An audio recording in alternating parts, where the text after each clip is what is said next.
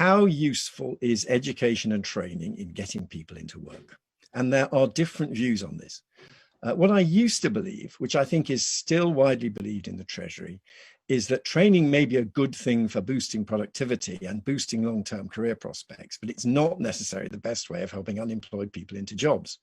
The most important thing for them is just to have some job, any job, after which they train up and skill up and develop their careers. The alternative view, which I think easily come around to, is yes, we do need more education and training. There's a real problem here, but it's a reasonable debate. And if you look at the design of Kickstart, Kickstart is clearly designed around a view that training isn't what matters, keeping them in touch with work in some practical way, just so that they don't become totally demotivated, is the focus of the program. I think it's important to remember that levelling up is not just about the North and the Midlands. I mean, we kind of need levelling up pretty well everywhere. And we have these huge shortages in other areas. We have a recruitment crisis in social care and in nursing.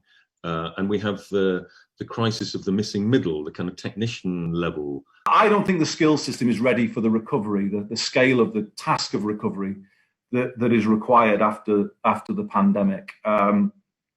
It's not responsive enough. It is not industry driven. It is fragmented. It is poor quality. So I once challenged a former education secretary on this, saying that we needed more devolution so that we could link what happens in colleges, I think David Willits was saying this, to the real economy. So we could kind of excite people with the real opportunity of taking courses that lead to good jobs.